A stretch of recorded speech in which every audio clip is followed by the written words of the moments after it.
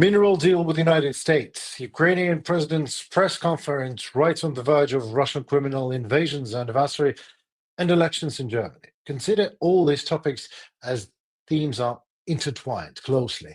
So we'll talk about that in particular and in general with podcast host at Silicon Curtain and founder of IY from Oxford, UK, writer, professor, editor, Jonathan Fink. Gladly to have him with us. So good afternoon, this is Henry Keane and UATV English. Ukrainian state media in constant persuasion to give the honest truth in easy terms for the whole free world directly from Ukraine and my home tonight.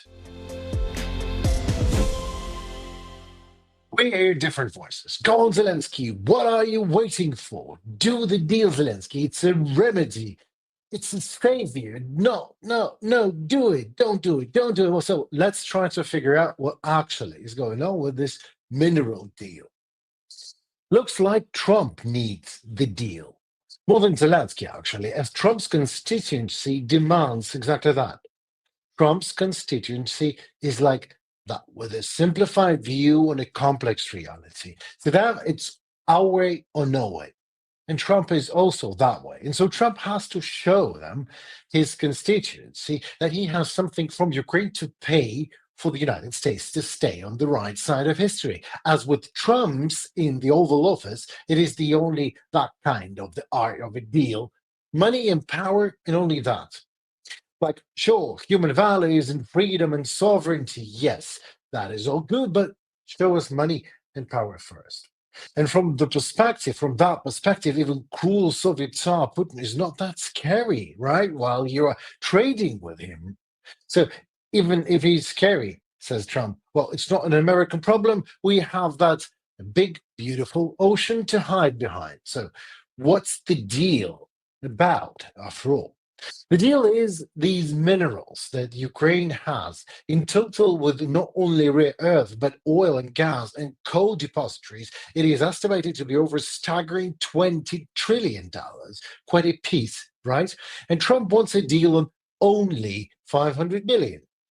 500 billion of shared mining. Like, there's a certain joint fund that belongs 50% to Americans and 50% to Ukraine. And that is how we do it, like 50-50 to make sure everyone's happy. Sounds good.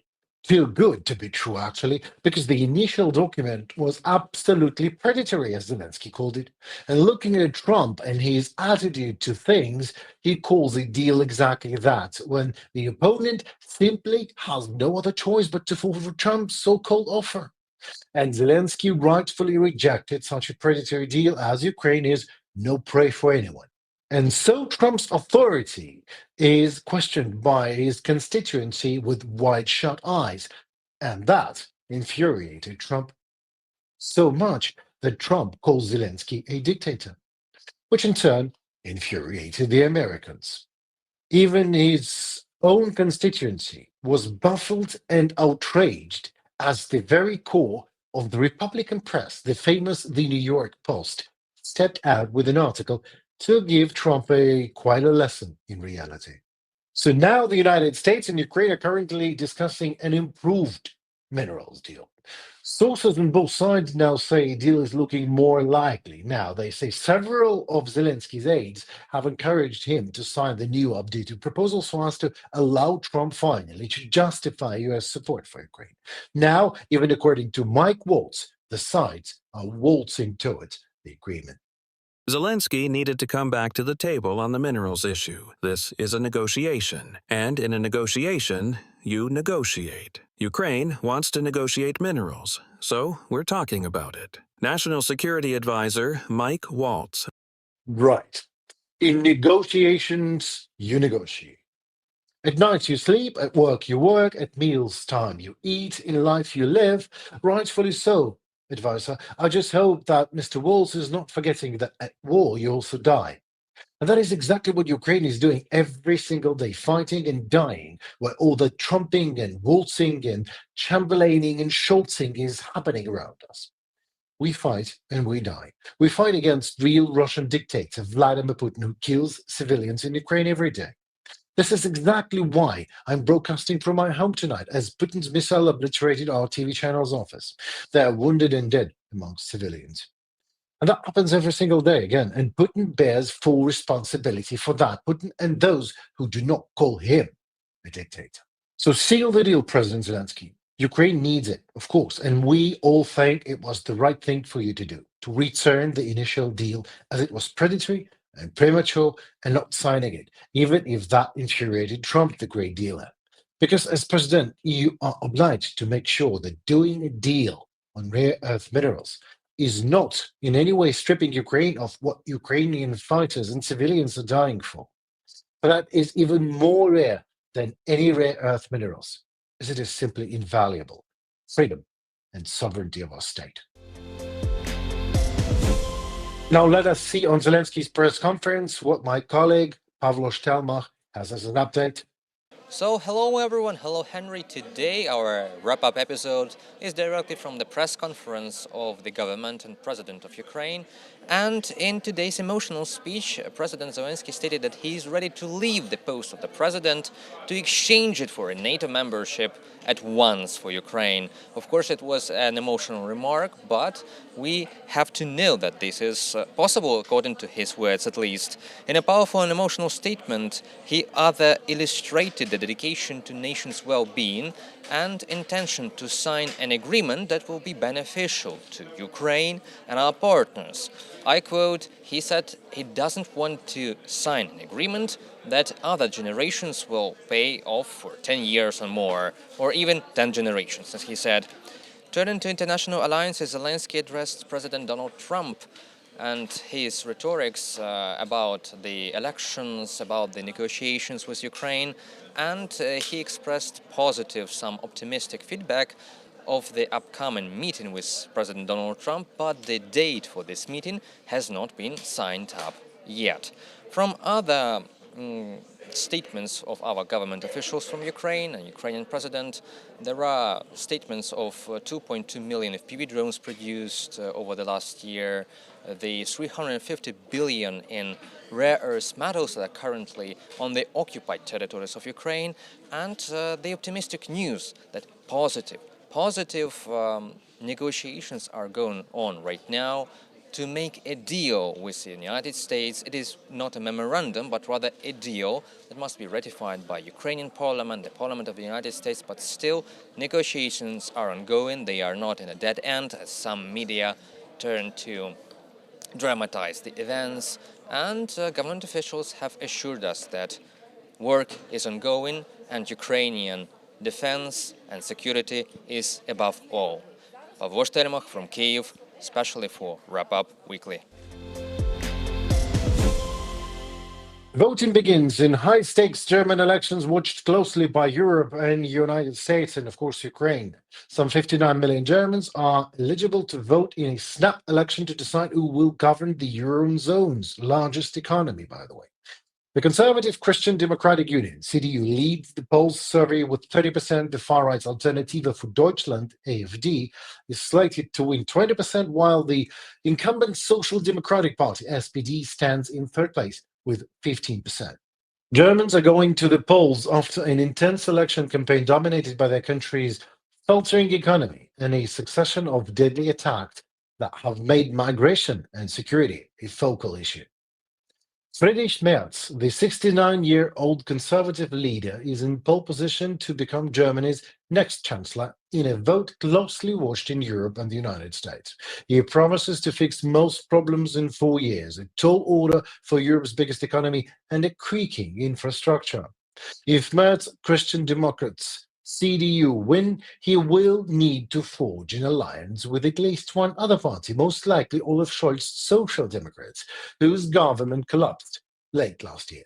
On the eve of the vote, Merz was adamant there would be no deal with the far-right Alternative für Deutschland, AfD, which is poised to become the second biggest political force ahead of Scholz's centre-left party. Some 59 million Germans are eligible to vote, and while millions already have by post, polls indicate as many as 20% were undecided ahead of election day. The polls close at 6 in the evening with a clear idea of a result likely to emerge during this evening. Voters were energized by this pivotal election, and campaigning continued right through Saturday evening with a final debate on national TV the 9th this month.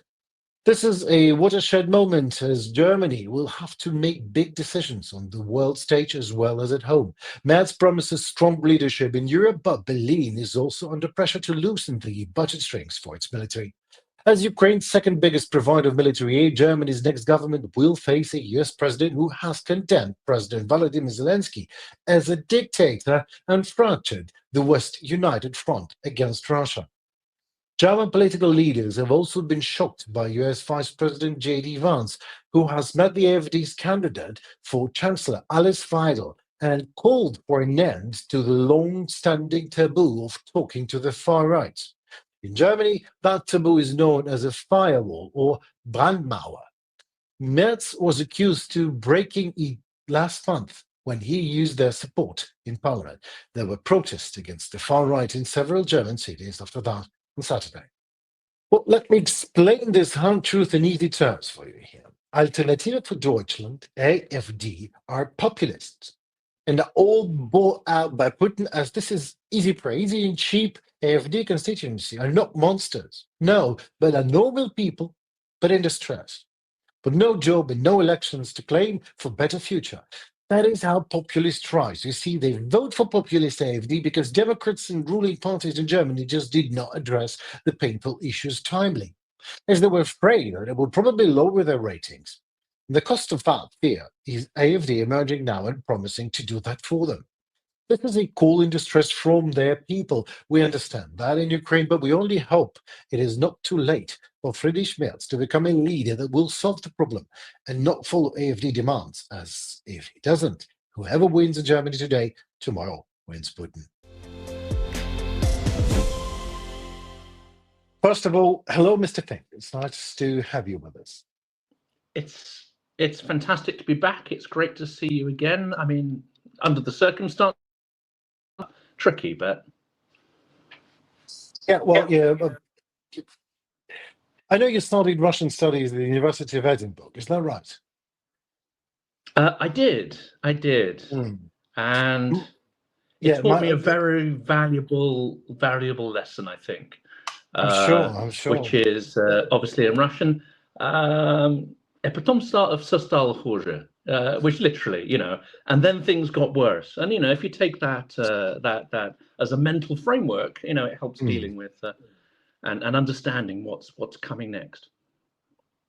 Right. Well, maybe Professor Henrietta Mondri is an Oxford affiliate professor in Slavic literature and creative writing in Russian studies.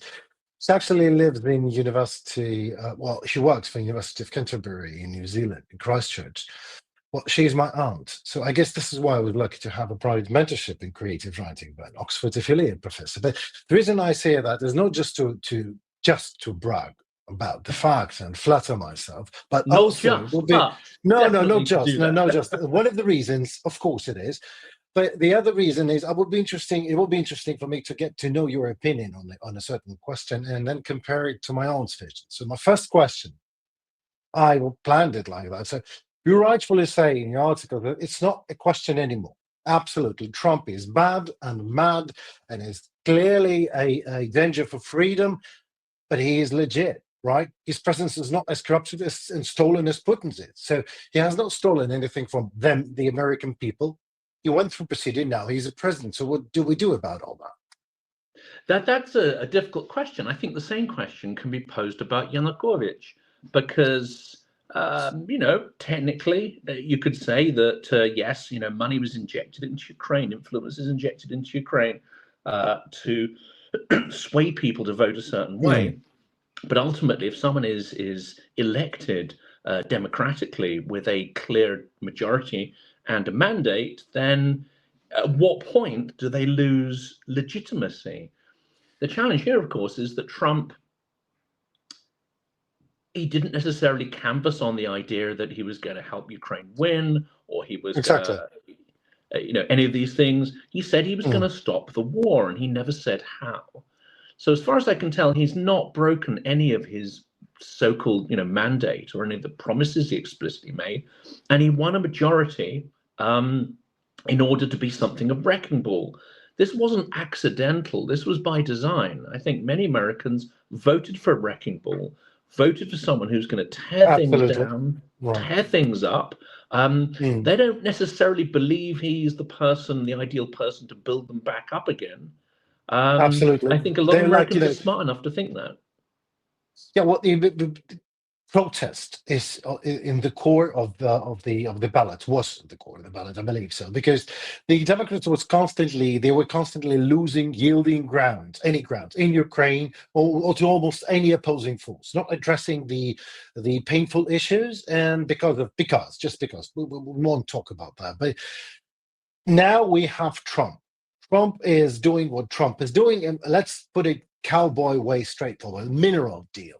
Trump needs that mineral deal so to show his constituency, that is his constituency, that much that dares, I mean, he even dares to call Zelensky a dictator now. Even that is inside his reason, but yet he's ready to sign the deal with the dictator. So should Zelensky anyway seal the deal, you think, or not? I think this is very risky because if we look at Putin, we can say absolutely that Putin does not stick to any deals or negotiations he may sign unless they are backed up with, I would say, extreme force and the willingness to use it. So he might sign a deal with Erdogan, for instance, knowing that if he broke the terms and conditions of those, he would get a Okay. slap right back, which would hurt his interests. He may sign an agreement or a deal or have an informal relationship with China. And he knows that if he reneges on the terms of those deals, they can and will hurt him. This is one of the difficulties of Putin signing a deal with the West. They've shown over and over and over again that even if they have the means to hurt him, they pull their punches and fail to do so. And that they are allergic to the idea of Putin losing. They are allergic to the idea of Russia collapsing and would not do anything, even if it goes against their own self-interest, to force that as an issue. So the idea of signing any agreement with Putin, I think, from a Western point of view, is a deep delusion. Can we say the same thing about Trump? Well, in business, time and time again, it has been hinted at or alleged that he does not pay contractors. He does not necessarily stick to the terms of a deal Right. if the party he signs that deal or contract with is smaller and cannot enforce it from their point of view. He will only, I would say, adhere to those terms with someone who can show force and willingness to use it. At this point in time, whether this reflects reality or not, it's my belief that it does not. He thinks that Ukraine is weak. He thinks that Ukraine is losing. He thinks Ukraine is weaker than Russia. And I don't think he believes Ukraine can do anything for him. And you extend that to the figure of Zelensky. We are still looking at this from a values point of view, and partly a moral point of view, and a point of view of the geopolitical order that existed after the Second World War. Trump does not think in any of those terms. He is purely thinking, Absolutely. is this Zelensky character going to be useful to me or not?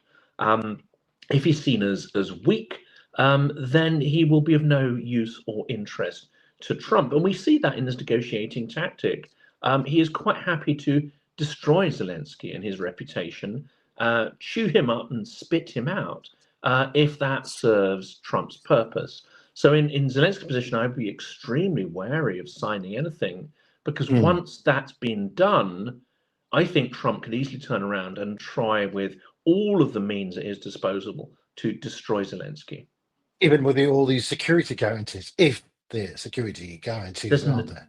There's no security guarantee. There's no guarantee. There's none in the deal. There's none that are enforceable. There's none that he will go along with. He may put some contractors there to protect U.S. resources, but in any scenario where a full-scale war is relaunched by Russia, which I think is entirely possible within 2 to 3 years, if Russia is rearmed, if the sanctions are lifted, if the US help them to actually rearm, which is entirely likely, then they'll pull those contractors out in a moment, and they'll have got whatever they could. That's why he set it at 500 billion.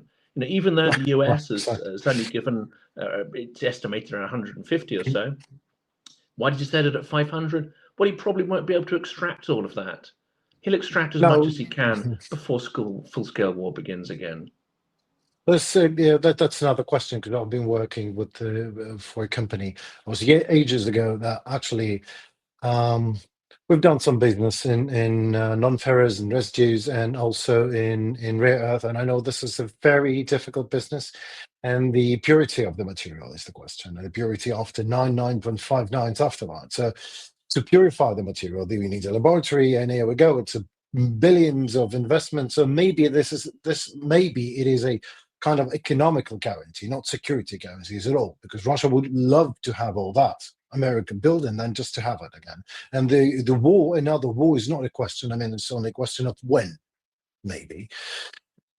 But what about Europe? I mean, I love Bernard Shaw, and I love his Heartbreak House, Fantasia in Russian manner. And that Schottler family, I believe, he's depicting as a dysfunctional family, as a Europe that is not ready for the World War One. I mean, 100 years passed since that. What changed? Europe clearly is not ready, and I've been to many events where you'll have quite a few military people who are still speak about Russia's military capability in fairly derisory terms. Yes, Russia has proved itself to be not the world's second greatest army. It is even the second greatest army on the territory of Russia itself, because it cannot dislodge Ukraine from Kursk. So these things are definitely, there's some validity there. The trouble is they do still have the call of numerous resources. And again, this is a belief. I'm not a geopolitical expert, but I have studied Russia and the Russian mindset for more than 30 years and spent time there. My concern is that if the guns fall silent, one, they won't fall silent. There'll just be a downgrading of offensive, action back to maybe the level it was, during the simmering long war in Donbass and Crimea. You might have, rather than hundreds of casualties a day, you might have tens a week, something like that. But this is still an environment where Russia can play games. There's still an environment where Russia can, generate the information it needs for its domestic population, for the kind of propaganda, the kind of, agit-prop entertainment that they do. I mean, war has become a big business and big entertainment there. But Putin's economy needs resources. So if the full-scale war is paused on, say, the Eastern Front, then what's to stop him opening another front? Into the south, into Central Asia, Nothing. into other countries. Right. Well, if you're asking me a question, then nothing. I've been here for 3 years in a row. So, and I know Russians. I've been in Bucha. I've seen pit in the ground full of dead bodies, and their hands were tied behind their backs. And they do it just because they can, and they will do it just because they can again. So, I mean, as simple as that. To me, Można powtórzyć. That's the phrase, isn't it? We can do Można powtórzyć, tak. Well, right. So, I mean, I love the conversation where it is going. I just need more time. I got a lot more questions I would like to ask. But now, elections in Germany, in terms of Ukraine, what do you think we should expect? This is, I mean, I'm not an expert on the politics there. But you just returned from Germany. I've just returned from Germany. I didn't have any political conversations, so that's right. It was more of a holiday thing. I mean, obviously, not to worry. Next time you can. War is conspicuously absent. Yes, I wasn't at the Munich Security Conference. Unfortunately, I don't have an institution that's willing to pay all my accommodation and bills yet. But I was there. I was in Munich. Oh yes. I'll ask you in a minute what your impression was. I have spoken to Ben Hodges, of course, who was there. I've spoken to a few people who were there. But of course, if you go to Europe, if you walk around the UK, you don't get any sense whatsoever of, I would call it, sort of late 1930s vibes, which those who were following the war closely, those who are in the extreme pro-Ukraine bubble, get that absolute sense, and have had that sense for the last 3 years, that we are in the sort of antechamber, as it were, or the reception room of World War III or World War IV, as Russia thinks of it.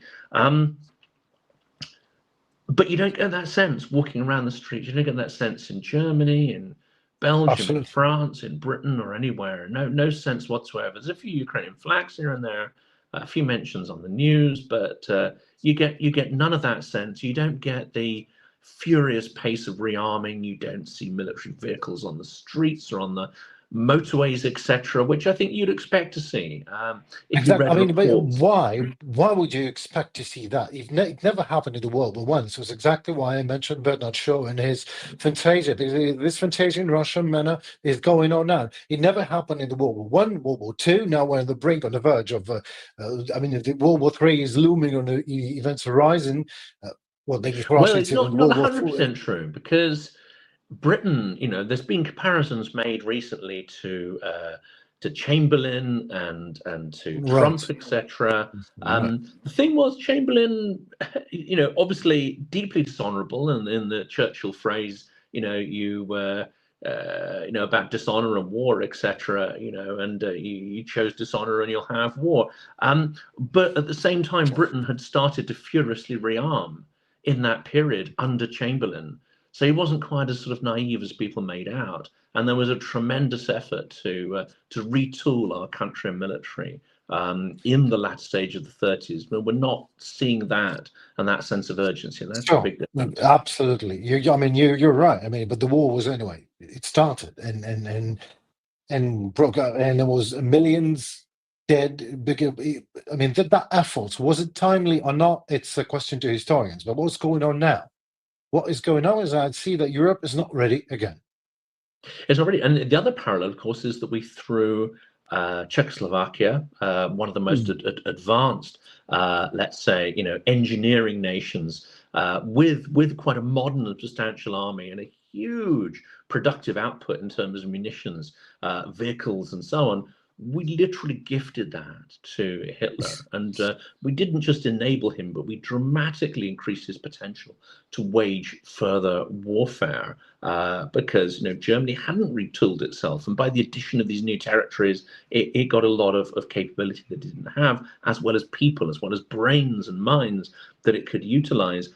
We are risking, I think, the same thing. If we were to cede Ukraine in any way to Russia, we would be giving it the tools it would need to mount a full-scale invasion of Western Europe. And I think this Europe, time they would go a lot right? further. They would, as Solovyov says, they're Yeah, sure. looking at Why wouldn't he?